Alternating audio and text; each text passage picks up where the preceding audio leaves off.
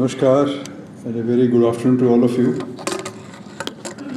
It's a great pleasure to welcome you all to today's very special Vimarsh program, and to be a talk to be delivered by a very special person, Professor V. Kamakoti, who is the director of IIT Madras. I think they still call it Madras, no?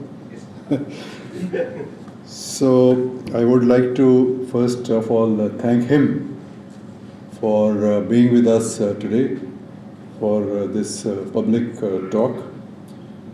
You have to be in IIT to see how busy he is. As he was sitting with me, he was dealing with computer architecture, chip architecture on his phone, and also the income tax thing, and he was telling his finance what is to be done about his income tax returns and those kind of things.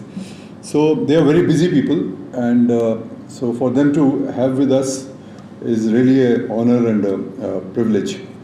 So thank you very much, sir, for being with us. And we are also especially privileged because some months ago the VIF and IIT Madras signed an MOU, and we have been collaborating a little bit. So your coming here will also give a fillip to our collaboration between two institutions. So as I said, Professor Kamakoti is the director of IIT Madras, and I tried to look for his CV on his the website, and all I could get was a few jargon for computer science, etc. So he is, a very professional, devoted to his job. He became the director, I think, in 2022, and he is an expert on VLSI design, cluster computing, high performance computing, algorithms, and computational geometry. So this is what I got from your website. Maybe you could explain later what this means. But one can see that these are the very areas which are today driving the revolution in computer science in so many areas, both hardware, software, and so on. And he was the member of National Security Advisory Board for many years, probably still are, you are still are. So he's a member of NSAB, and I've heard that he made a tremendous contribution during his membership there, and they developed a 5G standards with the help of METI and some other experts, and today we have an Indian standard on 5G, which they are promoting globally. So Kamakoti and his team have been behind this. And he has also been involved with the building of Shakti microprocessors, which is indigenous. So maybe he would talk about that also. Though he is burdened with a lot of administrative work and institutional work, but I noticed that he's also still guiding a large number of PhDs and MTech students in cutting edge areas of computer science, which relate to cyber security, digital system testing, computer-aided design for VLSI, etc. So he's very much into the computer science cutting-edge research. He is globally prominent. It is quite natural given the kind of field that he is in. But I'm told that he doesn't have a passport and he doesn't travel abroad. He has not traveled abroad. So he is entirely homegrown, and he is a IIT Madras product. He studied there and has been teaching there for all those years, and now he's the director. Is that right? Because I thought it was just a story that you don't have a passport and never traveled. Because last time when I met him, he said that he wants people to come to him and to India. Why should he travel abroad? So that's the kind of approach, and I think that is the approach we need if we have to indigenize, and develop self-reliance in this area. Friends, the role of IITs in national development is well known. doesn't require any laboring. And out of all the IITs, IIT Madras is a globally known institution where thousands of people have studied over the years. They have contributed to national development, and many of them have become globally prominent in the areas of science, technology, engineering, and so on. As I said, Kamakoti ji has taken a number of initiatives in recent years, and he's involved in bringing that synergy between academia, industry, and the government. And when we went to IIT Madras recently, we also visited the fantastic research park that has been set up in the IIT, just outside the IIT, and where several hundred startups, companies, cutting-edge companies are working. And IIT academicians, professors, researchers, students, are all working in this area and bringing a synergy between research and industry, which is so very important, which is something that is missing in this country. But he is making, and his institution is making, a very commendable effort in this area. And if you visit the different departments of the IIT, and which we did, it's really the quality and depth of research, ranging from biotechnology to computer science and marine science and so many other areas. Youngsters working, and they're taking part in so many of these festivals, globally known robotics competitions and hacking, hackathons, etc. Really pulsating with energy. And as we came in, he also told me that one good news is that the number of people who are migrating to the US has dropped down to only about 25%, I think, 5%. So, which is, I think, a very positive sign. So, all these people will ultimately be harnessed in nation building. It's quite clear that science and technology will play a crucial role in India's growth story and towards India becoming a Viksit Bharat by 2047. And we are fortunate that there are many institutions like IIT Madras who are in India and who are training these people who are working in cutting edge areas of science and technology. And they are the fulcrum of India's scientific and technology journey ahead. So we can boast a large number of skilled and qualified manpower, which will propel our growth story in the years to come. But I think we still have challenges, and universities and IITs and other institutions will need to educate, skill, and train the highly qualified and skilled manpower, even in greater numbers, that will require in the years to come. This is a big challenge. A lot of people are sort of making a beeline, but I think we should thank Trump for creating that visa chaos, which is also, I think, bringing down the number of people who are going. Really, hats off to Trump. Now, as we grow, attaining technology sovereignty in a strategic area is going to be the key to India's growth. So we have technology, but whether we have technology sovereignty or no, I think that's a question we should be asking. You don't have technology sovereignty, you don't have strategic autonomy. So no strategic autonomy, no diplomacy based on strategic autonomy without technology sovereignty. We ought to have realized it much earlier, but better late than never.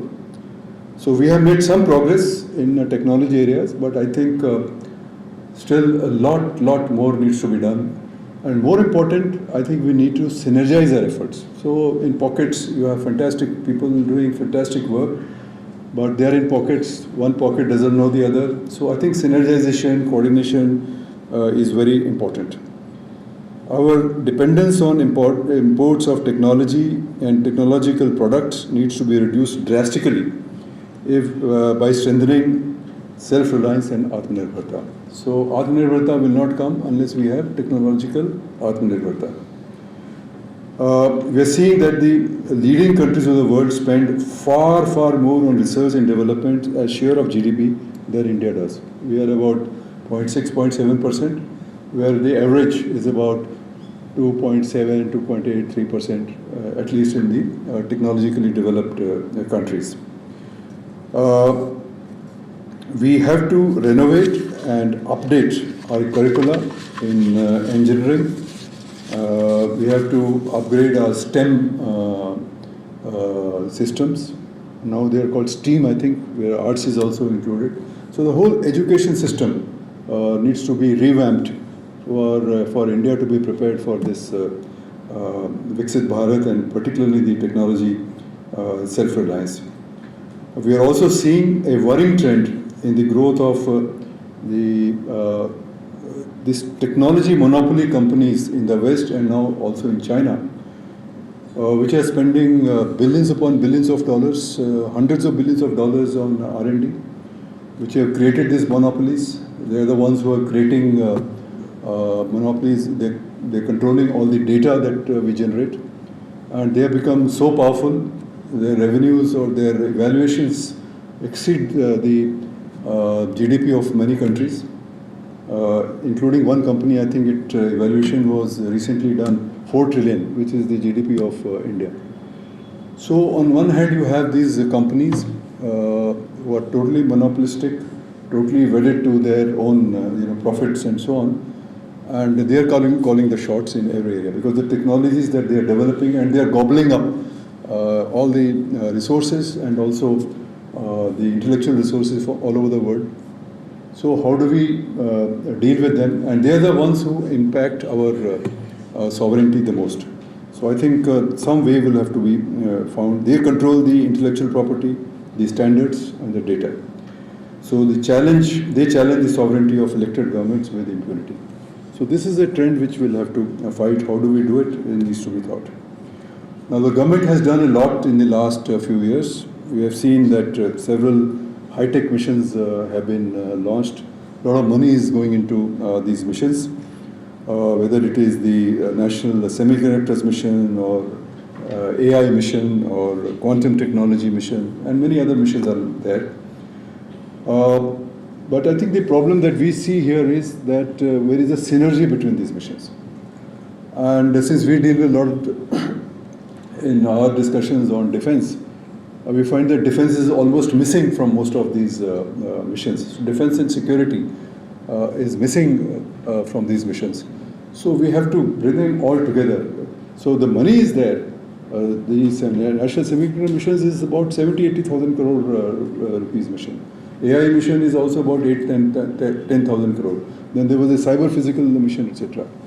But all these missions have to be synergized. And also we have to take care of the cyber security aspects, particularly the protection of the critical infrastructure.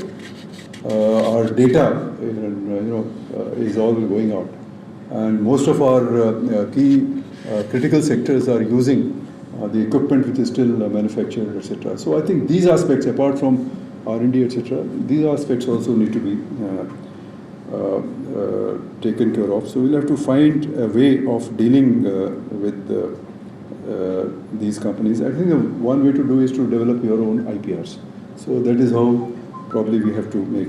So I request, I'm sure Kamakoti ji will speak about this and much more. So we look forward to an engaging talk by you. So it's over to you, Kamakoti. Thank you.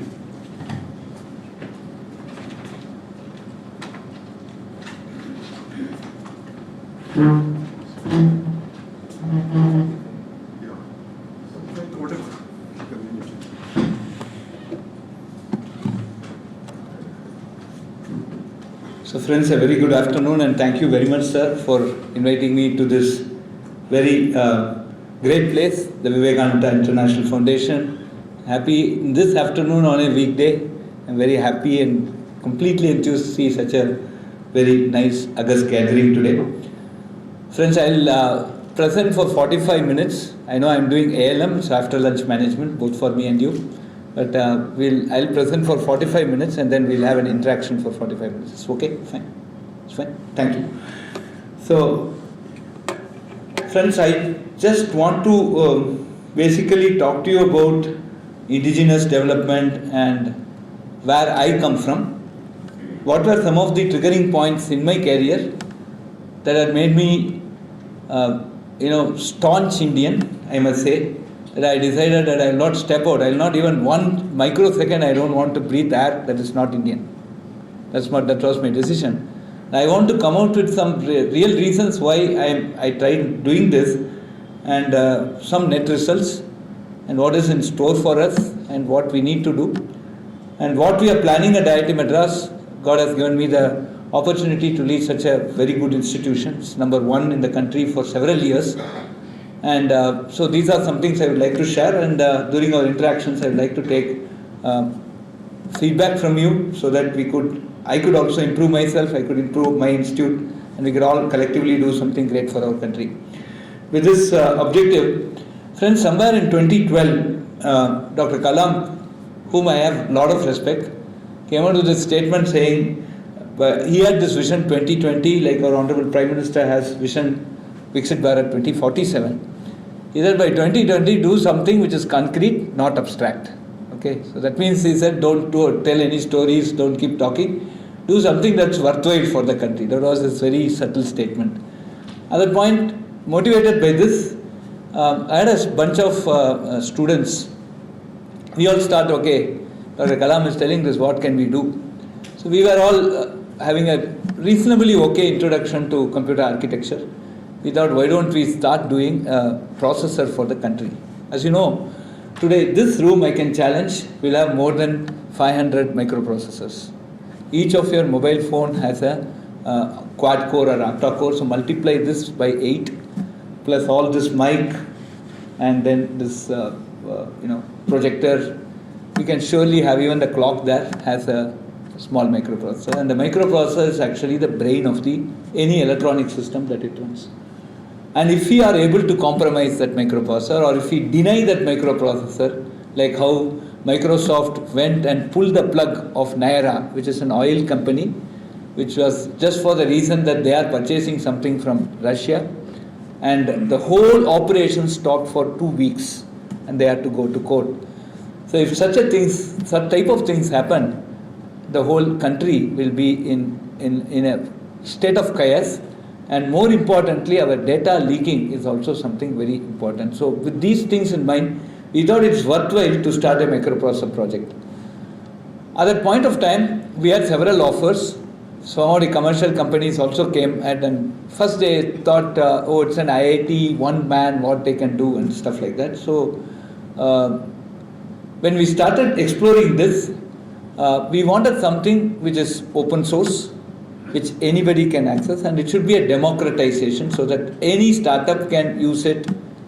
We don't want to create a digital divide. As a country, friends, we have seen a digital divide. The digital divide came because of lack of internet connectivity. Even though today we are all saying that we have 4G in the country, 5G is still, I just explaining to chairman, now see sir, this is 4G already here. Right? So it's not 5G. Okay, somewhere in some packet you get 5G, but a lot of time it is 4G. Even in the commercial network. So today internet connectivity, though we are saying for 4G and 5G, I belong to village, so I go to my village, I have a school there. It's almost since independent India, we have not got a proper mobile connectivity even during 2G tech, right? And if at all somebody is serving us, it is our Jai Hind, Bharat Mata, BSNL. Okay, I think we should congratulate them because there's no business there, right? There'll be some hardly 500 people and they have to construct a tower there, and they do that. So that is the most important thing of having a government vehicle trying to give us a service, right? So with this type of divide that is happening, we don't want a divide because of at least the microprocessor that we were talking of. So we want to do a microprocessor and put it at open. So at that point of time, ARM, the processor that is it closed door? No, no, this is open. Meaning nobody is recording, right? It's live. Huh? Live streaming. I am on YouTube. Nice. Okay. So some of the companies which are doing microprocessors, they had, the microprocessor was proprietary, but the peripheral interface was open, so that anybody can make a peripheral interface and join it with a microprocessor. But at some point of time, they realized that they are becoming monopoly, right? And they said they will also make that peripheral interface proprietary. So if I want to make a camera and attach it to the mobile phone, I have to go and fall at their feet. This was an eye-opener even for the developed world, and Berkeley, MIT also came up, and then they said they will make an open source, completely encumbrance-free, BSD licensed instruction set architecture called RISC-V. Okay, this is instruction set is a layer which will make the the software talk to the hardware and vice versa. Okay, so this is so there are two types of licenses for one is this GNU license, which is basically a open source license. You can use whatever, but if you change, you have to report back. You can take the software under GNU license, but you have to report back. By BSD licenses, you change whatever you do, nothing you need to report back, and that was very much suiting us. So we started this RISC-V along with Berkeley and MIT. We were the third to adopt RISC-V with a bunch of 7-8 students who decided to stay back in India. They rejected many foreign offers, including the developed countries, which we were talking about now. They decided to stay, and we said, okay, let us build this processor. And when we started, it took me 4 years to convince people to fund this project, and MIT was kind enough to fund me this project at 2017, where we started building a processor for our country, and we called it Shakti. Right?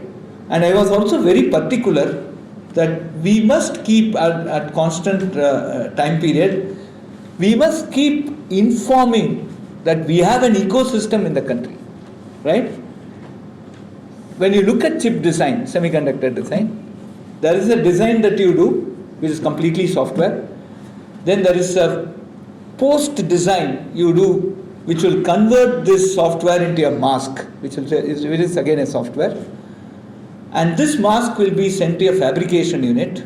They will put multiple things on a wafer and cut it.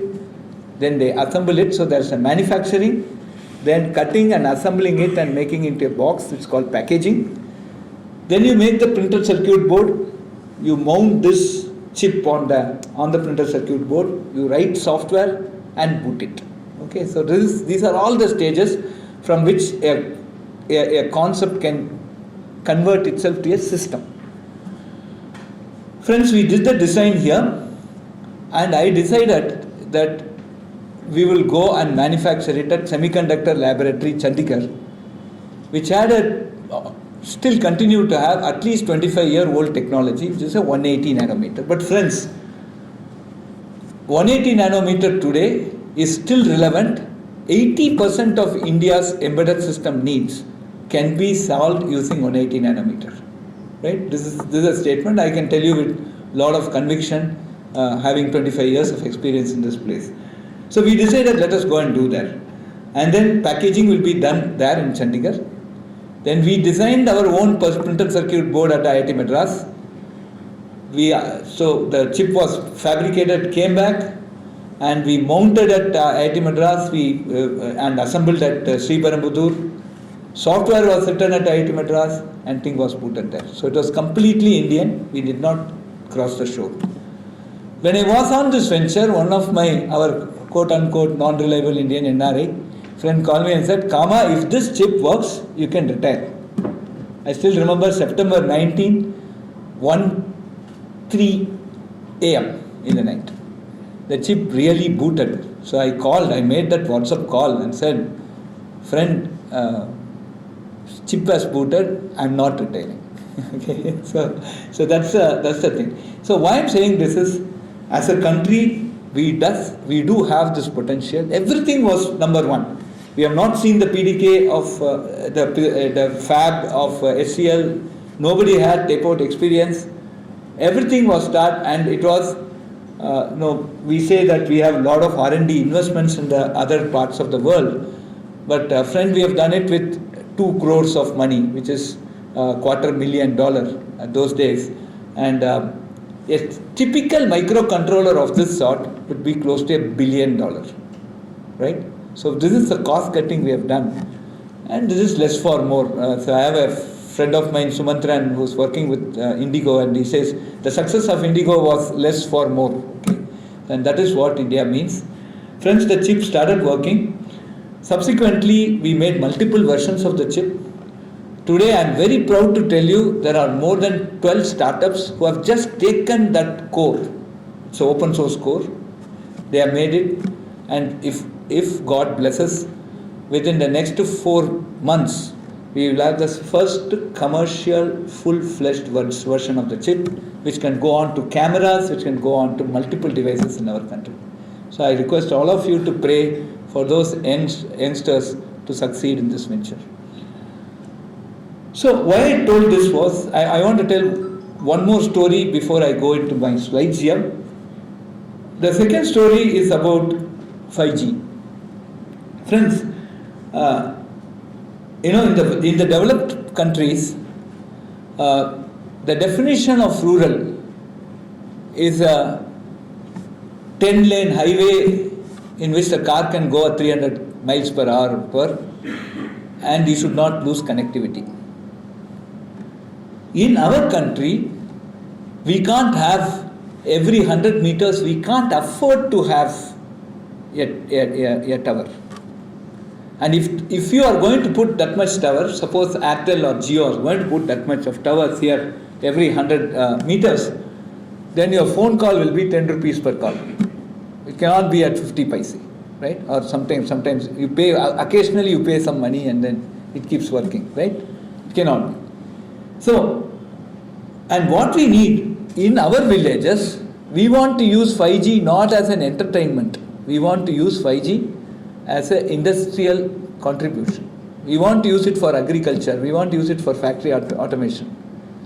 So what we need is low mobility but large coverage, right? We want to cover the most rural part of our country so that there is no digital divide, and we want to see that this technology shines. And friends, 100 crore people are using smartphones today. They are using network, and many of us have 2 phones, right? So on an average, we have 150 crore phone users in our country. No other country has this, and we have this massive user base.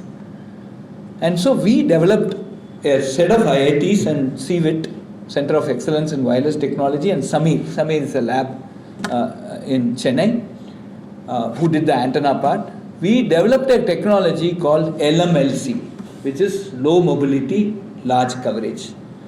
And that is needed for our country. And when we took that to the international forum, this is called 3GPP, the third generation project partnership, basically run by 3 developed countries. Again, since I'm recorder, I'm not in a position to tell the country name, but you can guess. And multiple times it got bumped. And that too, very quote unquote heartening was our fellows sitting in that company, fellows who I have given grade, sitting there and saying, oh, this will not work, this is not correct and that is not correct. And it actually took, thanks to our government stood fully with us. At some point of time, the DOT, everybody stood fully with us, thanks to the Honorable Prime Minister, that we were able to get that 5G and get it harmonized with the new 17 plus release of the 5G. Okay, so this is what we call as a standard essential patent. So any 5G release subsequently, which is 17 plus, has to implement this standard and hence has to pay us some royalty. I don't know whether they will pay, but they have to. We are legally entitled for a royalty.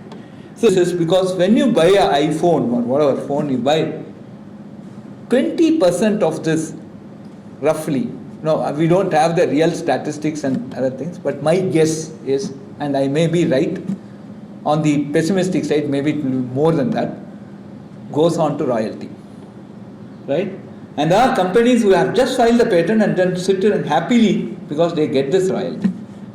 So, technology sovereignty, holding the IP, owning the IP is that which is going to make Viksit Bharat 2047. Unless we don't have the ownership of the IP, we are done. So this is one thing that we were very, very clear about it. And this second story of is, in Tamil we say Kadayella Nejam, this is a reality of what we faced, is something which every student has to talk about. And the third, of course, is COVID, when we were actually worrying about vaccines, and when our own Ayush and other treatments, friends, from August 2021 to August 20, around that, right? August 21, that full peak COVID, I had been going to office every day, and I used a small nasal drops, which was given by one Sunandan, and many of us were using it. And I tested for, there were 4 times that we had a thing to meet the Prime Minister for something, and we were asked to do that COVID test. 4 times I tested, no COVID came. And it was typically some 10 rupees or 15 rupees treatment. But when we actually wanted to even publish it, I wanted that particular Ayurvedic doctor to get, they said you need to do clinical trials. I said, for washing hands do you do clinical trials? So these are lot of great things happened. When this whole health has been turned into a commercial venture, and vaccine was about to become a commercial venture, right? And we had waited for 1 more year for this vaccine. Our already, as an education institution, I see that gap, that COVID gap still, it is not still gone. So that learning that has been stopped, that socializing that has been stopped, the students are really facing certain crises. It has resulted in a lot of social issues, a lot of stress issues and other things. VIF can call me for 2 more hours, I can talk about it. But at that point of time, 2 vaccines we invented, and 2 vaccines, 275 crores we have injected. 275 crore doses we have done, and we have donated to other countries. That's why today many of the countries, the global south, respect us because we have donated, right? There are people who have gone and robbed those countries, and when this COVID came, they only gave something that was extra, and that too at a cost. But we have donated. Even when we needed stock, we need stock here, we had gone ahead and donated. And that's why I still believe, and I'm very happy that I am not breathing any air except Bharat ka air. Okay? I think this is the most important. So friends, all these things really made us very much think about technology, sovereignty, that we need to hold these technologies, and especially we should start looking at emerging technologies. At this point, of course, I benefit a lot from being a member of the NSAB, and a lot of guidance, very minute guidance that I get from Shri Dovalji. At that point, I want to mention Dovalji here because this is his place.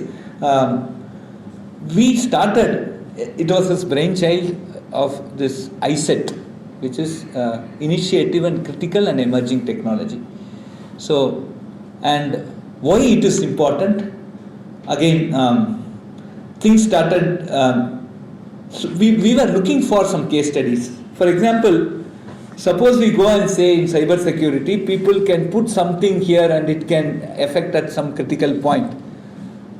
A lot of our people are saying, oh, this is all fiction and other things. Thanks to Israel, they put that thing in the pager. So when you can, I don't know whether when pager rings, those guys didn't know whether to press it or not. If they did not press, something else happened, they pressed, something else happened. Supply chain hacking, and all these very interesting examples, including the Nayara that happened 10 days before, 1 month before, If you all know Naira, how many people know about Naira? Right? Naira is a company which was actually an oil company, and because they had something with some other nation, the other fellow said, pull the plug by a software company. Right? And they were not able to access anything, their own data they were not able to access. Okay? This is what comes because of this monopoly. And we started also seeing many other things that, that came, where Operation Sindoor actually put a very beautiful demonstration of many things. As an academician, I am very proud that India won that. It was so precise. We had defined what is a responsible war by precision. We did not hit anybody who didn't oppose us, even if they are in an enemy territory. We exactly attacked the real enemy there, and that's called responsible war, right? And we were able to do it, and that precision came because of technology and nothing else. So, post this, we have been very articulate saying that I am a computer science professor, but it's not that it's all computer science, AI and ML. In the whole Operation Sindoor, we were able to map at least 7 engineering disciplines. Minus those disciplines, the war would have been a failure. Those technologies would have been a failure. And so, this is also a big motivation for youngsters to pursue a lot of important core engineering, deep tech technologies, including the emerging technologies. And so that is where today India is poised. Every challenge that we face is an opportunity, and we have faced such challenges in the space sector, in the nuclear sector. I think now we are facing a challenge in every sector, which is also very good. I think this is the time where we need to catch up, and we need to develop indigenous technologies and take it forward. Okay, so this is my general introduction about what I am going to present here. So what we did, charity starts at home. I have to practice before I preach. So what I have done at IIT Madras. So we went and told IIT Madras students that you cannot be, no more you can be employees. You should become employers. You should all turn to your core discipline. Everybody should not do. I spend 10 lakhs per annum on a student who is doing biotech, and he goes and does high frequency trading after 4 years. It is a wastage of national resource, correct? So we said that we need to stick. So I found out that yes, every student has a future. They are now youth, they want to get married, they want to get settled, and so I can't go and say don't go and take the job. So I have to give them some opportunity that is more attractive. So we started a center for innovation. We had some pre-incubators. We pumped in some amount of money thanks to our generous alumnus who gave quite significant amount of money. So we encouraged all of them to file a patent about the idea. So anybody has an idea, there will be 5 people in IIT Madras who will catch that person and ask what is the idea and help them convert it to a patent. And we also have a very robust Atmanirbhar AI tool which will help them to convert their idea to a patent. It will give you all the competing patents, it will give you all the other databases, and it will say where yours, does it have a minimum viable product, so many things will come. So friends, last but one financial year, 23-24, we filed 386 patents. My thing was patent a day. And everybody said, okay, it's a fluke, 1 year you got, nice try. So last year, we filed 417 patents. This financial year, 24-25. Now 25-26, from March 31st to today, we have crossed around 95, 110 days. We are already 200 plus. Okay, so the patent office, when I took over as Associate Dean in 2018, some 5 people will come from week. Now you can come. I also invite all of you to IIT Madras. Whenever you pass there, please do drop in. It's now like a dental clinic. Okay, so it's full. That is one. The next thing is, what will you do with this patent? They are not this Navaratri dolls, right? Just you keep praying. So we have to convert it into something.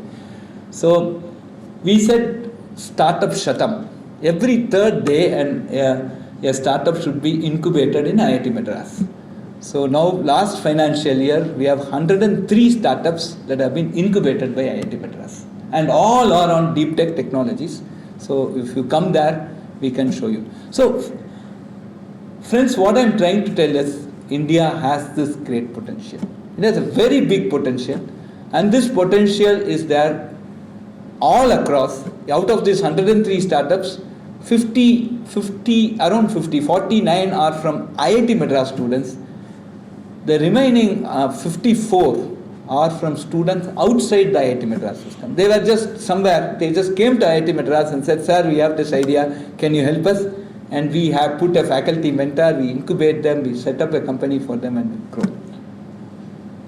The net result, we have Ether Energy, who has become IPO. This is our, after 9 years of wait, the first IPO we have got. And we invested 5,500 rupees on their stock, but we gave them all Saraswati. Today they are returning back 72 crores. Okay, in 9 years. I think you can calculate what it means. Today we have 2 or 3 unicorns in that direction. But friends, let us know. I want to make this as an opening part of this talk. We have a company called Agnicool Cosmos. Agnicool today 3D prints rocket. What a rocket engine would have taken, to make a rocket engine would have taken 2 months, they print 4 of them in 72 hours, right? Using a metal called Inconel. And the first test flight, which has gone very well, Dr. Somnath said, this is done, pa, next you can go to the orbit, the suborbital flight at Sriharikota happened. The first ever 3D printed rocket in the world, first ever semi-cryogenic engine, first ever private launch pad, launch successful with guidance and navigation. It was not just a sounding rocket. And this happened May 30th, 2024. And by this December end, we are very, very eagerly expecting the first orbit launch. Friends, I want to tell you this, that in 5 years, we need close to 100,000 satellites on the low Earth orbit, which is this 350 kilometer orbit. If I want 100,000 satellites in 5 years, we need 20,000 satellites per year, right? Now divide it by 365, divided by, so you need at least, how many satellites per, you can just calculate, at least we need 50 satellites per day, or 365 by 365 we can divide. And that means how many you need per hour. Okay, and where are the engines going to come? So I am sure this is the company. I have 5% stake in this. IIT Madras has 5% stake in it, which is going to give me the next 20,000, 30,000 crores. After that, it's all different ballgame. Okay, so why I'm telling this is, it's not just about money, but this is about the deep talent and the courage to explore. The person who is the founder is not from IIT Madras, from deep south, Coimbatore, and he went abroad. He resigned his job and came here and took up this venture. Faced a lot of challenges, technical, commercial, financial, all these things, but he has come to this stage. I also invite you to come and see the rocket factory. We also grow diamonds. We have a diamond factory. So a lot of interesting things. So please do come to IIT Madras. So with this much of campaign about IIT Madras, let me start this important topic of what are the emerging technologies that we need to look at and how do you go forward in this. Now let us take this opportunity to see what is this, how do you define emerging technology? Are these technologies or radically novel, or you talk of technologies which are yet to achieve some maturity, or this is some technology which is there in paper but not fully realized, or some technology when, if you mature this will have a significant impact on specifically socio-economic domains. So this is you can have all of them can be things, but is this explanation enough? My frightful answer is it's not enough. We need to talk a little more about, we should attempt to define emerging technology a little more better. See, this is the more thing. We can view emerging technologies as new applications of existing technology also, in that the existing approaches themselves would radically change by being novel and potentially impactful to the global order, at least immediately when applied on any scale. So 3D printing was a known technology. It's not, when I start using 3D printing and I make it more precise and I start using it for printing rocket engines, then it becomes an emerging technology, right?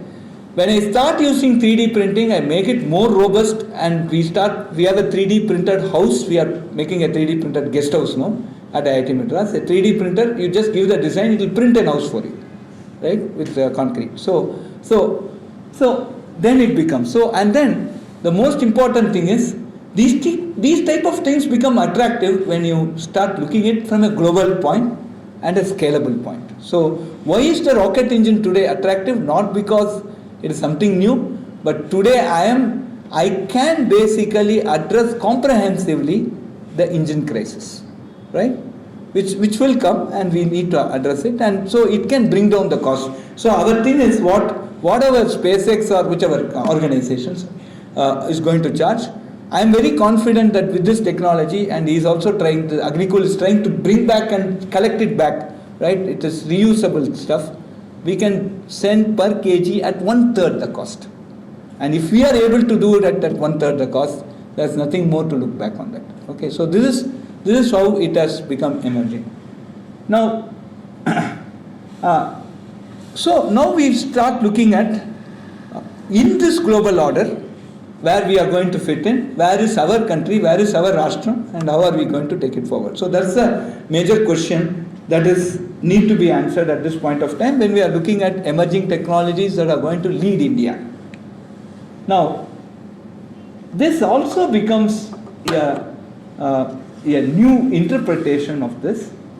We can also view emerging technologies as new applications of existing technology, in that the existing approaches themselves would bring a refreshing change by being novel and potentially impactful to the welfare of our country, measured in terms of economic growth, GDP, living standards, employment rate, innovation, and technological capabilities, without uncertainty and ambiguity when applied on any scale. For example, the processor. See, processor existed. The processor that we made existed for several years. It's not that new. But what we have done is that can we bring that technology here and make it usable? So what we have done is we have taken a processor, make a family of processors. I need not shoot a mosquito with a revolver. If you shoot a mosquito with a revolver, bullet will be wasted, mosquito will still be available, right? So can we just now make smaller versions for smaller problems, larger versions for larger problems? Because today, processors in those days when I studied computer science, it was just a desktop machine which will gulp a lot of power. Today processors, as I told you, is there everywhere. Anything that you see, we have processors. So we are now looking at domain specific architecture. So this domain, smaller one, larger one. So when we repurpose that processor for this, then it becomes a contextually relevant one, and it becomes an emerging technology. So we are seeing a definition of emerging technologies that could help our country. So again, we have to look at from a country perspective. I think these four definitions, something very new, something existing but repurposed, something existing, process existing but we do something. Now everything is done, but we now see a new purpose for it that we can customize. So all these four are interesting definitions of emerging technologies. Now these emerging technologies will be of the greatest benefit to our nation if we have the sovereignty and we also have the self-generation capability, what our Honorable Prime Minister says as Atmanirbhar. I think he did not mince any word this time, from browser to operating system. Exactly these two computer science words came from our Honorable Prime Minister during his Independence Day address. So as a computer scientist, I was happy in one sense, so he's talking operating system and browser. But the real challenge now remains is that many of the things are still important and we need to come out with indigenous solutions. But then that's the most important thing here. So sovereign and Atmanirbhar dual use are the keys. So three things. One, today national security is paramount. All the technologies that we have put needs to lead to national security. National security is not just on the armed forces. Today, friends, if your bank is attacked, your SBI is attacked, you are gone. Friends, there is one single database company which is also having its origin in USA, today running the entire show of our country. And if that gets plugged, everything stops. Okay? So we have these. So these are also, acts of war. Okay? In a sense, you stop the entire country from functioning. So the dual use is also very important here. So we are looking at sovereignty, we are looking at Atmanirbhar, and also dual use. So with this as a background, let me very quickly go through. I'll spend another 10 minutes on this. So these are all the 18 important domains. You can just take a photograph of it. But I'll just quickly go through this one by one. Each we can talk about an hour on this to just say where we are and how we need to progress and what is emerging and critical here. But I'll try to do it justice very quickly on what and all could be there. But it cuts across domains, starting from AI to robotics to semiconductors to nanotechnology to satellite to biotech, healthcare, sanitation, blockchain, security, energy, etc. Now, let us take AI. So the social impacts of AI and machine learning today, whatever you see, healthcare, banking, finance, evidence, etc. But AI can also be, these are some immediate things, but they can be extended impacts on other technologies, the remaining 18. So every one is related to another in a very big way. That's why the National Education Policy 2020 has basically said that we must look at interdisciplinary work. And this is a demonstration of why it is going to become interdisciplinary. So AI, for example, is used extensively in autonomous vehicles, as an example. In aerospace today, a lot of AI comes even in predictive maintenance of your aero engines, etc. So now let us look at the dual use. AI and ML also finds lot of use in military, right? And some of the things I need not even tell you. The latest Sudarshana Chakra that was recently announced, Indigenous Defense Shield. Everything has lot of AI there. So what we do here is that lot of experience you get on many of these civil applications actually play a very important role in this military impacts. But it's not just one, so we are seeing 7, but it is not just because of AI that you see a very populated table, but as we go down, we'll see that this is true for many such fields. Now look at robotics and drones. Potentially it is used for entertainment and delivery today, but robotics and drones are having a lot of effects on manufacturing, surgery and agriculture. And the other 3 that we are seeing, we are having a lot of solutions. Slowly we are becoming indigenous, but a lot of things are being imported there. But this is a very important field that we need to look at.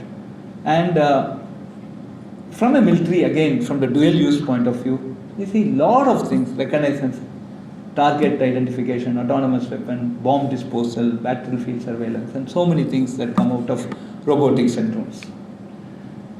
Advanced semiconductors and electronics, we have some impacts on consumer devices and entertainment, which is the basic users of this.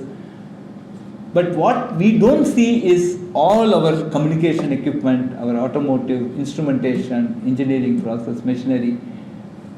Friends, what it means also is, if I am going to stop this supply chain, somewhere I cut it, all those are going to suffer. And the third column is something which is very much impacted. And here, you see advanced semiconductors, we have a lot of things on the military side. We have missile system guidance, radars, very important. We have several radars. If I just had an opportunity to talk about, can you hack an aircraft, right? Some are interested, I can give another lecture on that. But the radars also play a role. There are primary radars, surveillance radars, secondary surveillance radars. So many things it's going to have a very important thing.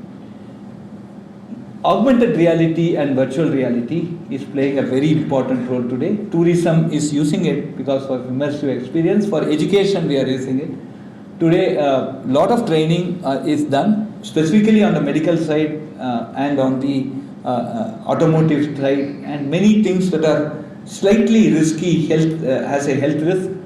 The training first is done on the VR/AR, and once they get certain capabilities, then they are left on the field so that they don't injure themselves or lead to some other issues. So on the extended impact on other technologies, of course we have simulation, cyber security, metaverse, medical visualization, so many things come as a list of impact. And this augmented reality, virtual reality are used in the military for multiple applications. Now we look at additive manufacturing with this 3D printing. Basically it's used for custom goods, but you see lot more of extended impacts on other like civil structures, automotive, medical devices today, precision engineering and so many things. And the same you can see for the military impacts. We have rapid at-scale production of weapon components, drones, military equipment and spare parts. So today if we can print, for example, some weapons, I think that's the easiest way of producing them, right? Nanotechnologies is taking a very big role here. Nanotechnology is not just about semi-conductors. Nanotechnology is everywhere in terms of your water filter, nano water filters, nano packaging materials, etc. And this is extremely aligned with the important for the sustainable development goals. And so nanotechnology today also finds very good use in improved materials, electronics, medicine, etc. And from a military impact, you see lightweight. So today if I can reduce by one, so recently one of the startups actually made a wheelchair which was made by a combination of carbon fiber and aluminium. Okay, and the first and foremost, the wheelchairs that are available in India made Atmanirbhar wheelchairs. The moment you sit, you start feeling you are a patient. Okay, so this wheelchair was ergonomically designed, and we had an architect who came and worked on this. So you feel proud to possess this wheelchair, right? So even when I saw this, I wanted to actually sit and go around. Okay, that's a feel you get. The second thing is it is 7.5 kgs, while the current wheelchairs are 19 kgs. So a similar version could be imported from outside, but that imported one cost around 2,50,000, though there is custom duty exemption, etc., etc., etc. It's 2,50,000, while this was sold at 74,000 rupees. So today, this is basically turning the life of all the physically challenged people. They are able to come, they are able to work, they are able to play table tennis. There is a table tennis player, he's a physically challenged, but he's a Paralympic at IIT Madras, and he was able to, he says now he can win many more tournaments with this lightweight chair. So these are some of the very interesting impacts that you have from these emerging technologies, and we are looking at. So satellite and space, of course, entertainment, disaster recovery, weather forecasting, these are some of the potential social impacts. But then the satellite space technology has a lot of impact on GPS, zero gravity manufacturing. Friends, today when we go very deep, even a small variation in a fiber, when you are doing fiber for communication, will cause more attenuation and reduce the quality of signal. It will increase the error rate. And why those things are changing is because of gravity. When I start manufacturing it in the earth, it basically has gravity there.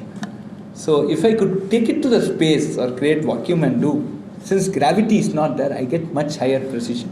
So this is called extraterrestrial manufacturing. So we have a very big group working on extraterrestrial manufacturing, pan IITs. So this is what you call as a zero gravity manufacturing. And of course we have many use of satellite. Of course we did not tell in the Operation Sindhu, the entire success was because of NAVIC, which is our homegrown technology, which actually saw us hit at 5 meter accuracy.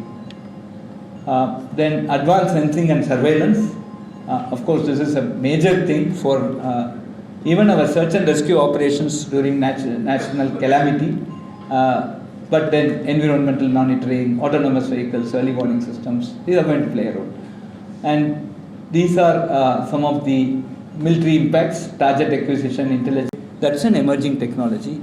And I am finding a lot of youth today trying to get into this regenerative agriculture. Because ultimately, if you start keeping asking, why are you earning, you'll say something, why that, why that, why that. Finally, you'll say the 6-inch stomach for which we need that food, right? So ultimately, it will boil down to the 6-inch stomach. And let us give that good food. And in Tamil, there is a saying, Thiruvalluvar has said, Urudundu Valvane Valvan, Allah, Toludundu Pinchalvavar, Urudundu Valvan. One person who plows will be the king, all the others will be the servant of that king. Okay, so because farmers say, I don't want to produce, I don't want to sell, we can't eat this tube light and fan, right? So this is very, very important. And this is a very interesting emerging technology that we have kept up. And I see a lot of military veterans actually coming back post-retirement very good in agriculture today. If you come to Nagapattinam and those areas, I see a lot of army people who have retired. They are coming and taking up, specifically in South India and Kerala for sure. Then sanitation, restoration and conservation. This is going to be a very important topic. Basically river restoration today. It's extremely important.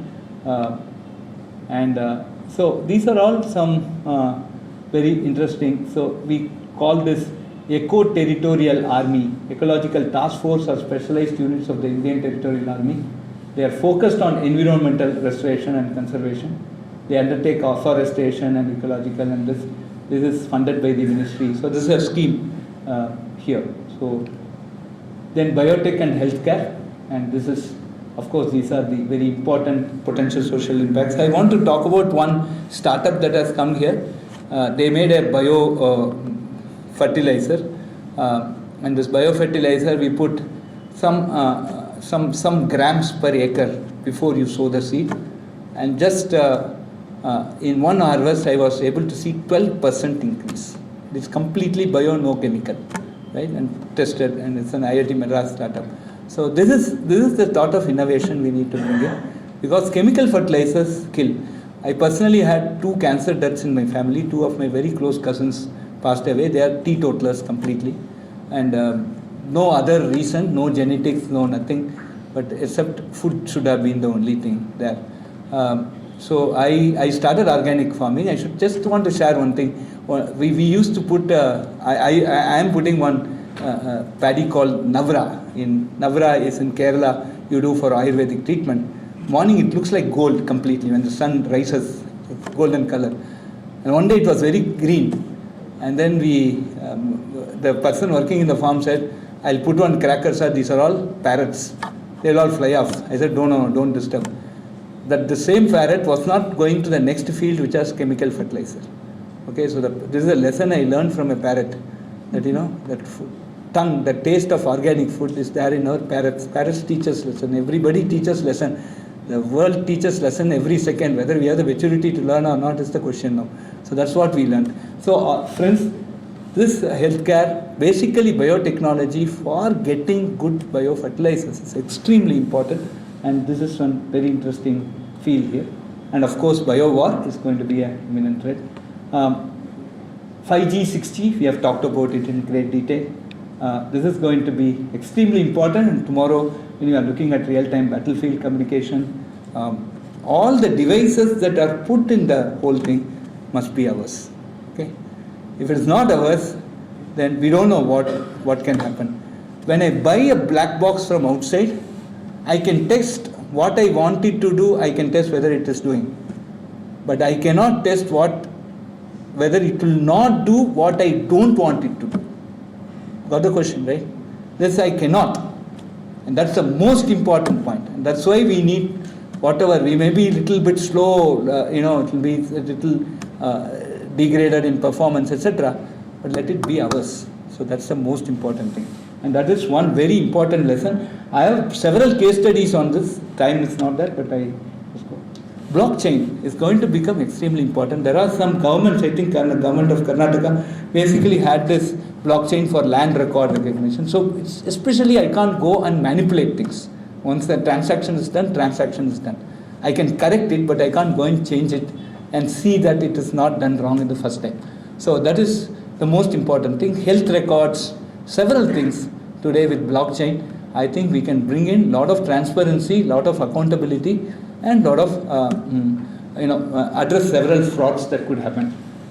So this is also extremely important in the case of military, because we are logistics becomes testimony. Hamas, the pager incident will teach us that we need this blockchain type of things to see that things are literally the data that I receive, the data I see is confidential, it has integrity, it can be authenticated, and it will be available also. Energy is another very important area. Of course, there are a lot of important technologies that are affected by energy, and of course, these are also some very important things. For example, low power electronics is becoming extremely important when I want to have an extended life phone for this. So friends, what I've done so far is gave you a lot of whatever I thought is emerging, which also fits into our 4-5 definitions of emerging. And these are all the technologies where our youngsters have to look. So I also see some old people who will be having grandchildren. I have seen young people who will be having children, and some youth. I don't see anybody from school. When your grandchild, so as a teacher, I make it as a point. This is, if you have seen 3 Idiots, there is one virus. So I do the same thing. Every talk I end with this. If your child or a grandchild wants to pursue some field, don't impose your idea onto them. Allow them to pursue that field, and that will make our Bharat Viksit Bharat by 2047. Thank you very much. I'll open up for questions.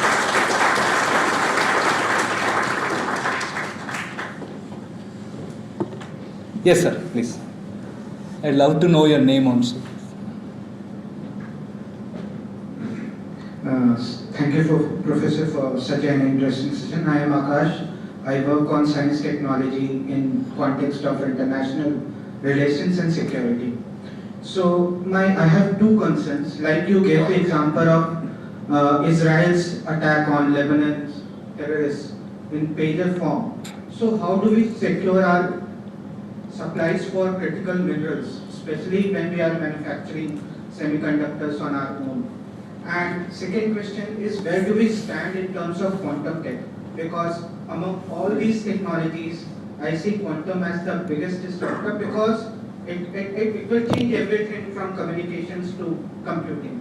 And third question is, how do you see India's role in standard setting? Because we have our adversaries who are going huge in standard setting. It is not at what pace India grows.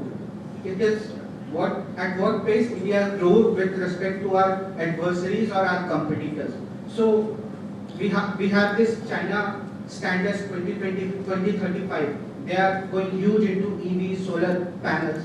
How do you see India in the role as a standard setter, or in which camp should we go, or we should build our own camp? Thank you. Okay. So you've asked 3 questions. So first question is about critical minerals, right?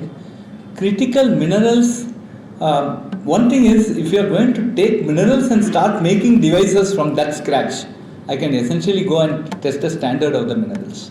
Okay, so critical minerals are not an issue. The issue is that we get black boxes. See, pager came as a black box there, and then it started bursting. Now, what we have done, right? So we have this trusted telecom directive, wherein any commercial telco person, do you know about the trusted telecom directive? Yes. How many people? Yes. Only 1? 2. Okay. Right. This is the most important thing that I think you should start reading Parliament gazettes. Okay. Right. Not just newspapers. Okay. So it's a very important thing. Today any telco, they want to put something in the network, they need to get permission from a committee. Okay. Right. So, and that committee will see some, all the whole history of who that company is, who are the shareholders, what sort of connections they have, all these things they will do. And then they find out, okay, now we say you are trusted. Okay. But friend, trust, right? How many people are mathematics here? So 4, 5. Okay. See, there is, if I want to say something is equal to something else, 3 relations it should satisfy. right? One is called reflexive. I should trust myself. Now, trust is what we want to define, right? I should trust myself. Many times we don't, right? I trust something, but I don't trust myself for something else. Trust should be symmetric. If I trust you, you should trust me. Trust is not symmetric. I trust you, you may not trust me. Trust is also not transitive. I trust you, you trust him, but I need not trust him. In addition, trust is context dependent. I trust you for something, I don't trust you for something else. Trust is also temporal. Morning I trust you, evening I don't trust you. Okay? So trust transcends all the proper mathematical definition. But society for centuries have been running on trust. You go and Google on definition of trust, you will get 1 million answers. Okay? But that trust is what we are currently banking on. Now suppose I say I don't want to trust, then what next? Atmanirbhar. Right? So we have to do it ourselves. And there also you go and trust some fellows about their loyalty about our country. Okay? That's all. So that's why this our Honorable PM came out with this Vasudhaiva Kudumbakam. I am na bandhuha, I am iti laguna ganana laguchetasam udara charita nam tu Vasudhaiva Kudumbakam. This is the Upanishad thing.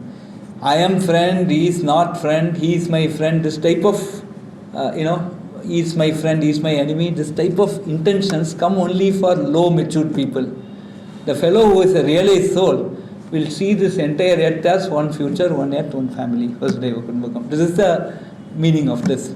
So all your grandchildren and children, we should make them realized souls. I think that's the final answer for this. That's the Advaita answer for this. Okay. Right. Second question. I asked 3 questions. Second question. Second was on quantum. See, quantum is a wild goose chase as for everybody. Everybody claims they have done something, but when you go very close, we are not seeing anything. What is India doing? India's strength is about software. India's strength is about mathematics. So we are developing very great algorithms. We are developing very good libraries. We work very much on the code. So we will become very good users to start with. Okay. Now, on the quantum side, we have a very interesting diamond project that is going on. Diamond today the chips are made out of wafers, right? Silicon wafers. But if I substitute it with diamond wafer, then the thermal properties go very high and it also can have a very long lifetime. And in this diamond, don't ask me more than this. I don't know, even if you ask me to blabber also, I don't know what to blabber. But this much I can tell you. In this thing, you can introduce a nitrogen impurity and create a quantum bit on a diamond wafer. So that is something which people are exploring in our country. That's the only thing about the hardware side that we see. Lot of work is going on the control electronics because there is something called readout. The quantum bits exist, I have to read it out. So there are some control electronics. So this is on the hardware side. But on the software side, we are rocking as usual. And on the mathematics side also, I'm sure we will rock.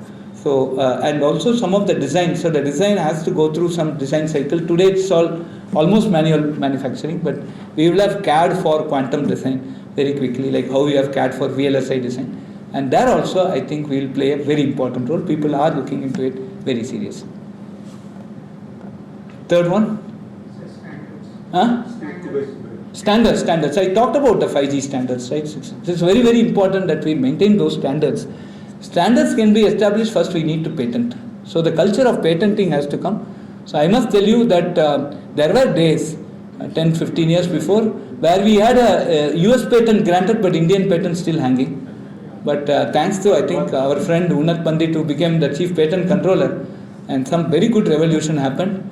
Now patents are, yes or no comes in maximum 1.5 years. And that's a big boon for the country, and that's going to be the game changer.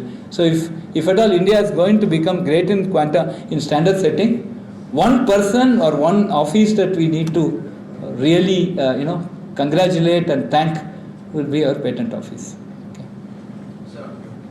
Sir, I'm Colonel Kuber, sir. I'm here with take care of aerospace and defense as a retired officer. I have the great privilege of mentoring one of your startups, which is doing the waterfly technologies, that aircraft which is going to fly. Yes. And this is an aircraft that's going to really change the dimension of probably warfare also. And you talked about Australia. Actually, they did a podium finish in Germany. You didn't talk about that. I thought we should share with the audience that there's an electric car from IIT Madras, which went all the way to Germany, 4 students, and they stood second against the Mercedes and BMWs in the world. So that's nice. My question, sir, you are in the NSAB. Now, there are technologies which are being developed by DRDO. There are some startups who are doing technologies. There are so many IITs, so many other colleges are doing. Is there any central agency which is trying to holistically bring about a comprehensive synergy in the technologies that we are developing, or we are only reinventing the wheel at various places? So can you actually drive this as a project?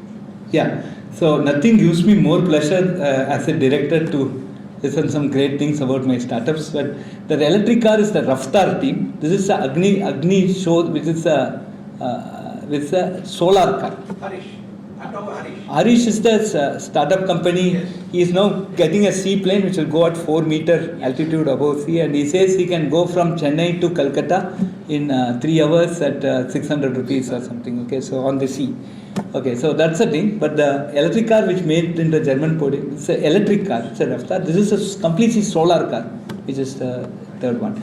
Okay, on this, today when we look at the BSNL 4G, it's an agglomeration of Indian technologies. There is the CDOT which gave the core, the RAN was from Tejas.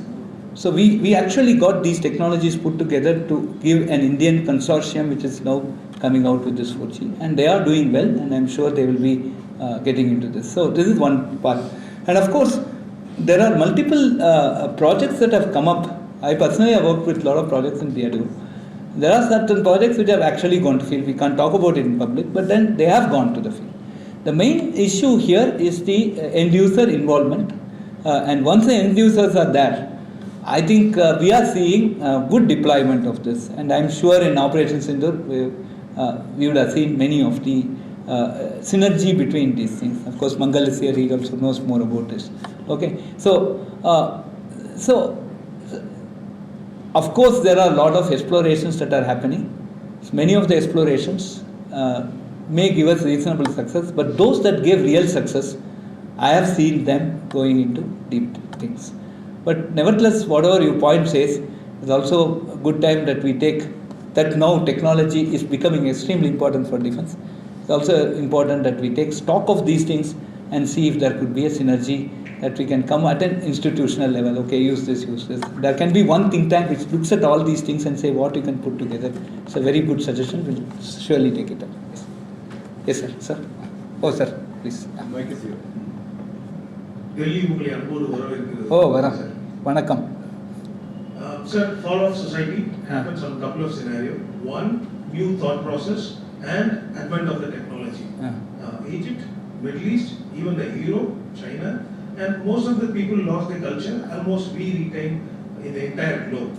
Now, consistent continuity of the same also depends on the retaining the culture. Now, with the advent of this much technology, now intervention for the medical aid to the surrogacy. Now, recently it's been launched in China for the pregnancy, and that leads to, when the society leads to the complacency, outsourcing the human needs is fair, subordinate is fair, but the gender role itself outsourced. Now, how do you see the sustainability in the next 20-30 years and the current scenario in the campus? 25 years before, when I was in campus, there is only 2 gender. Now I'm being pretty often engaging in the campus. I've been surprised and a little bit confused. Now I'm able to manage the scenario. I see also the 3rd gender. Now the presence is huge.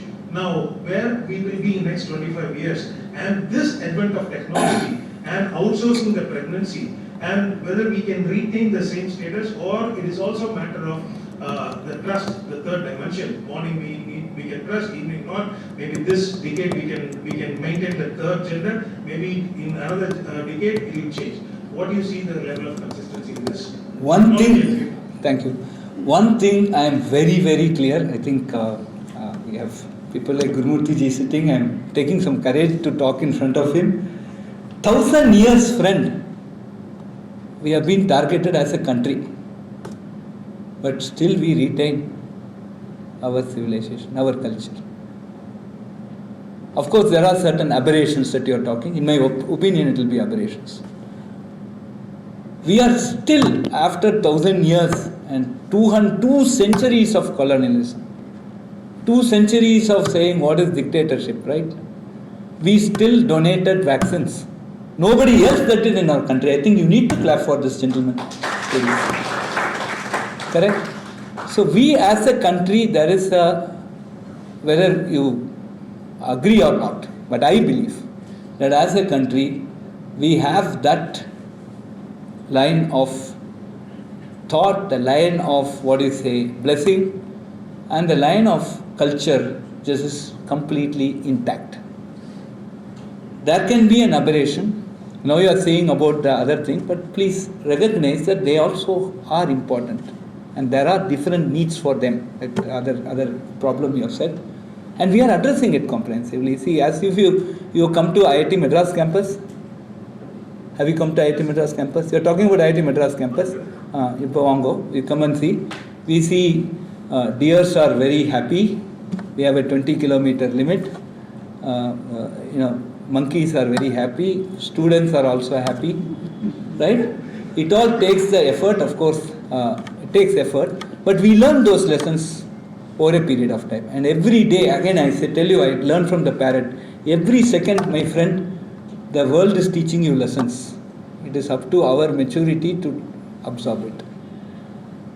I have no doubts that our civilization will stuck. I am seeing so many people. When I decided in 1989, when I completed my BTech, that I will not take a passport, I will stay in this country.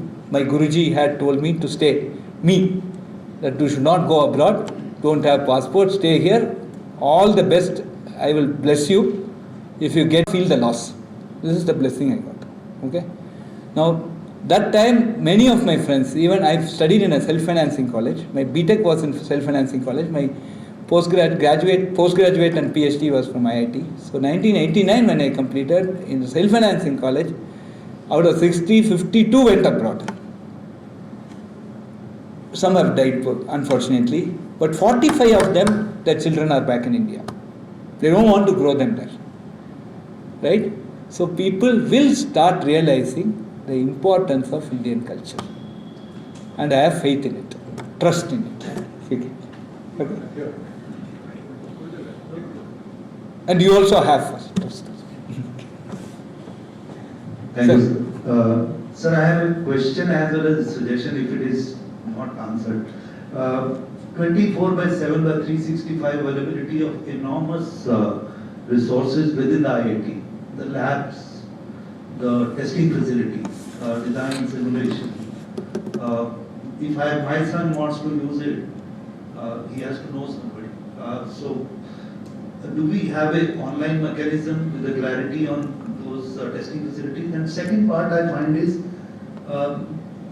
these beyond laboratories, the field testings are not available in our academic institutions.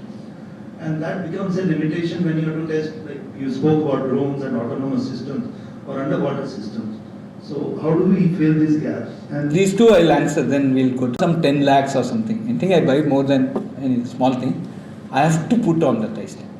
And ISTEM was actually motivated by us at some point of time when Vijay Raghavan was there as a PSA. And so we are also very equally committed to loading it. So today you can go to the ISTEM portal, you can block, you can come and use the facility. Right? And I assure you, if somebody denies it, I'll suspend that person. Okay, that much I can do. Okay, number one. Number two is testing facility. Sir, I want all of you to once come to IIT Madras and see. So, Agni Cool testing needs 7.5 acres because they actually test that field. So, we have given a test range for them. For the drones and the e-plane, we have built a runway for them. For the underwater and water, ocean engineering and structure, we have a 4-acre sea. We have created a sea where we have, this is in our Discovery campus, which is 25 kilometers away from our main campus. We have indigenous programmable, gateways, which can oscillate, create different types. I can create a tsunami. I can see how a harbor gets affected. We make harbors of all Kandla port, this port, every port. There's harbor models are there, and we are creating and we are analyzing it. So the ocean engineering alone per month makes consultancy worth 70 to 80 crores, right? And these are the professors, only professors who can afford the BMW and other type of cars. We have also some Maruti cars. Okay, again for the grandpas, grandmas, mothers, naval architecture is the last choice when I see the choice list of the students, but it's the most heavy revenue earning field. So this is an importance for it. So we have that facility. Then we have a runway. You can have a full runway there. And for semiconductors, under the National Mission on Interdisciplinary Cyber-Physical System, we have created a complete environment where anybody can submit the design. We have got the tools at and zero cost almost. We also have manpower to support them.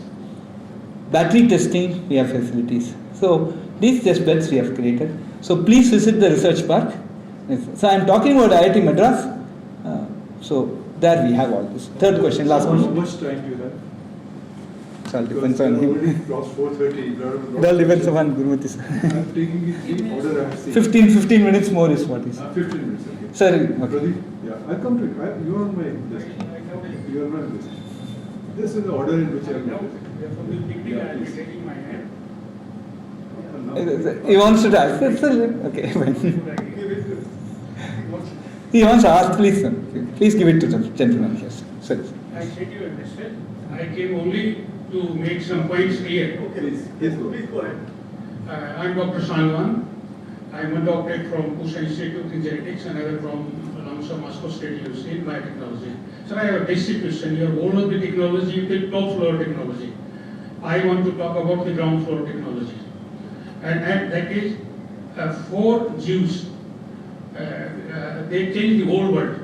Fritz Haber, Sakram, I was the student in the same university where he was a professor of physics for nuclear device. He created hydrogen bomb, got Nobel Prize. Oppenheimer and Einstein, because of their brain. In India, 140 crore brains. They are extremely hungry nutritionally. And I thought you will talk about that technology. There is a product called Solene in the market. Huh? Solene, S-O-L-E-I-N, Solene. Finland is making it. It is in the market since last year. If you use, it is a peanut for India to do it. If you have this supplement, or all the people who are nutritionally hungry, we can utilize it. Second thing, India is prominently an agricultural country, and I have been a scientist in agricultural sciences in the university. Netherlands. The Netherlands Agricultural University, we have 74 MOUs, Indian Council of Agriculture. They have developed a system. It is nothing new. The symbiotic nitrogen fixation, the urea from the air. They have devised now and designed the bacteria. They give all the requirement of the fertilizers to the plant, right from the air. You need not to do anything. India has a problem in fertilizer. Huge amount we are importing. And recently China refused that we will not give the fertilizer. I thought you will talk about big technologies. And this is not something big. India cannot do it. We can do it overnight. All agricultural universities, their department of microbiology, they do this azotobacter culture. What they call it tika. The black powder is given to. Sure. Why we don't talk about if these 2 technologies are not there, we don't have a proper brain, your chips and your 10G, 5G will not work. And for that we need agriculture. Sure. Without that nothing. Jeevanam Krishi. The whole life exists without agriculture. Thank you very much. Thank you. So just to answer, so I also did the Tamil version of what you told. The farmer is seeking. So we have done something, maybe these two products we will explore, but we have done something, as I told you, about the biofertilizer, our company, which has actually given 12% yield increase just by adding a few grams to an acre. So we are working on it. That's a biotech incubator, and this is one success in terms of food security. So certainly I'll take your point, sir. Thank you very much. Yeah, sure. Thank you, sir, for this wonderful talk today. I have some observation is that the Intel is on decline. US, they have been talking about it, and the US government is pumping some equity in it recently. We are also embarking in semi-conductor, but not in the core fab. So how will we be able to sustain? You mentioned about 180 nanometer chip can be used in these equipment. What conditions should we impose that the manufacturers use it? Because that is where the actual future is coming. So we can make it 180 nanometer chip. Correct. It has to be embraced by those manufacturers. Got it. So there are two more small queries. One is that you talked about the carbon thing in your talk just now. In the defense manufacturing, because I worked in that, in the gun barrel, there is an operation in the 155 gun barrel, we do rifling inside. There is an advanced technology which is being used by European nation of carbon filament pasting. Because when I do rifling, even a small micron damage, that barrel has to be discarded. It's a huge loss for the manufacturer. So that is where it's something we are still not masters in that thing. And another mistake, I was expecting that you will also deliberate on the metallurgy, that jet engine technology, etc., something like that, because IIT Madras has a very good mechanical engineering department. Excellent, the best in the country. And this solar cell, you are told there is an idea about Indians are working on that in US only. IIT Kharagpur pass outs. Gallium arsenide solar cell, which is used in the spacecraft, they have indigenized and turned it to the polymer nanoscale technology in US. But they want to bring it to India. Based it on the car hood, and the car will be charged by the go, and the efficiency is almost 50% more than the silicon. Okay. So that is where something you can. Sure. Thank you very much. So Intel is not in the decline, because if Intel goes, no servers will exist. Intel is seemingly on the decline because they are not into the mobile market, and today 99% of the processors sold are on the mobile. 96% is this, 3% is some IoT and other things, but 1 or 2% is the server. In total quantity wise. But Intel cannot go, and if Intel goes, the whole semiconductor. They are the seminal companies, and somebody will put equity and save them, right? So there is no doubt about it.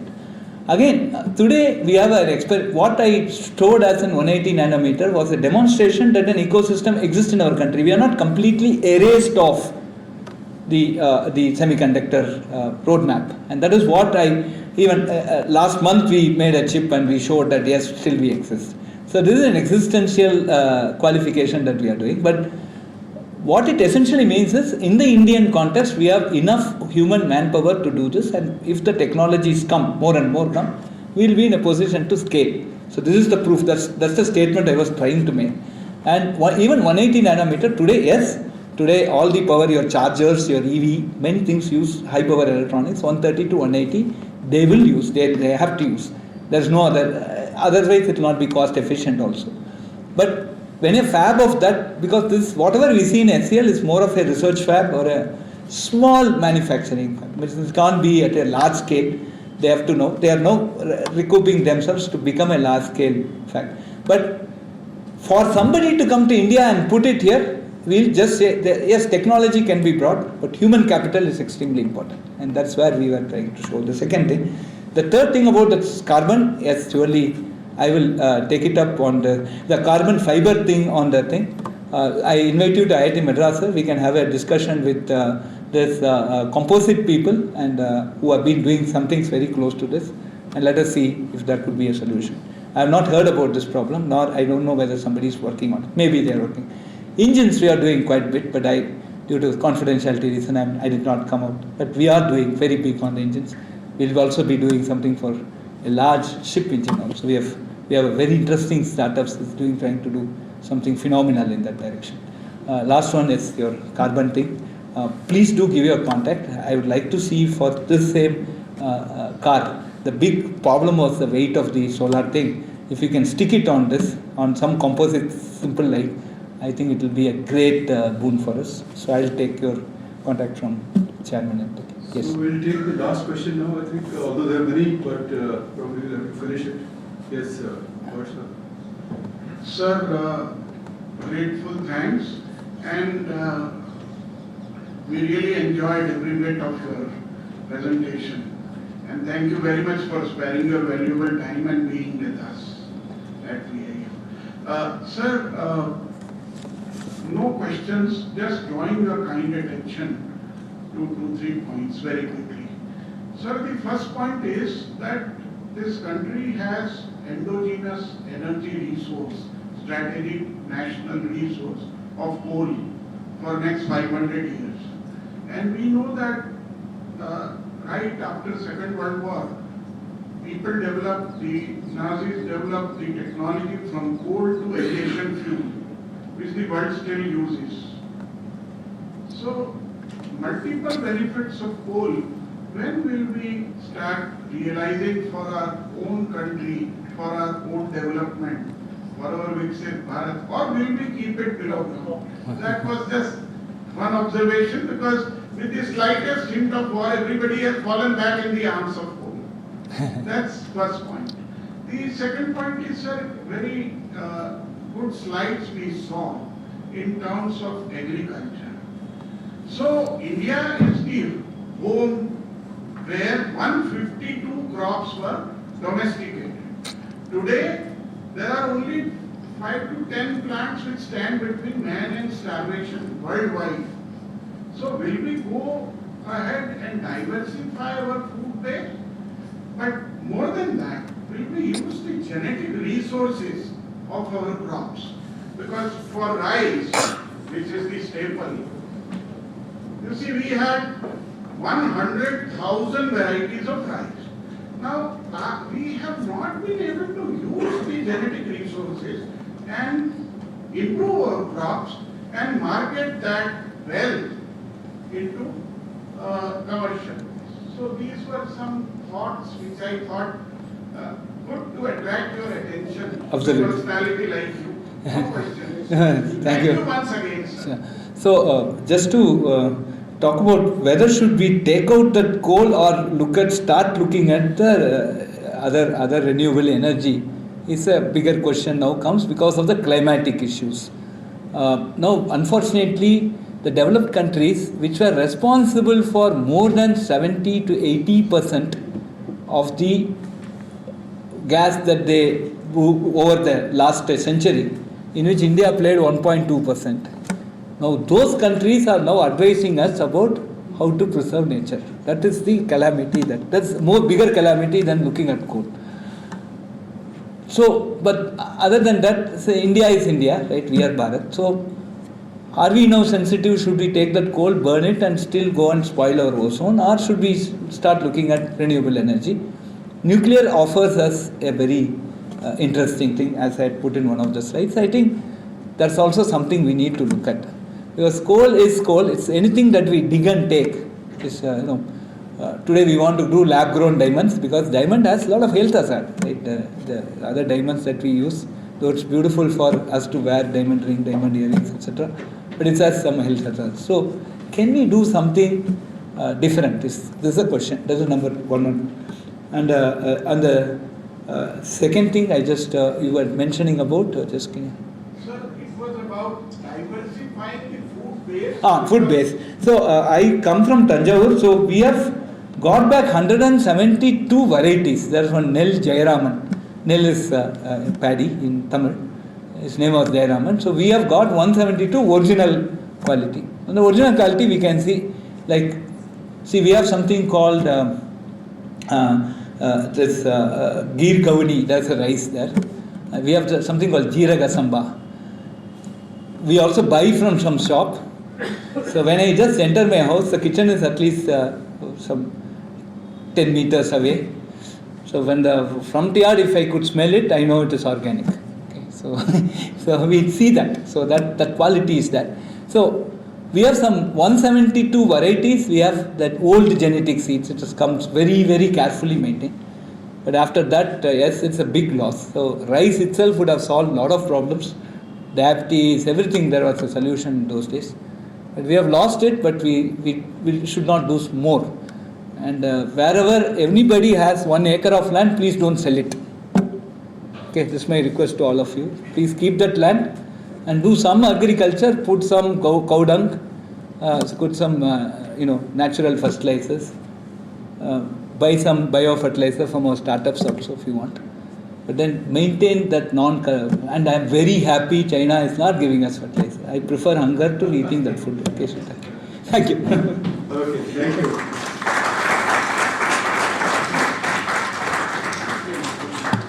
So there were many more questions, but I don't think we have the time. No, please. He's been there are many. There are at least 3-4 more hands. I really can't take many more questions. And I want to thank him during the time. And as you can see, he's retired also. I think we just want to thank you for raising so many wonderful issues. But what I liked was the optimistic tone of your lecture and the confidence with which you gave your presentation. We have everything, and I think your experience shows that you have delivered also. Your students have delivered. The Shakti microprocessor thing that you mentioned, the 5G standards that you mentioned, and number of patents, the sharp increase in the number of patents. So it shows that we can do it together. But as somebody said, we have to, I think, do it at a much larger scale.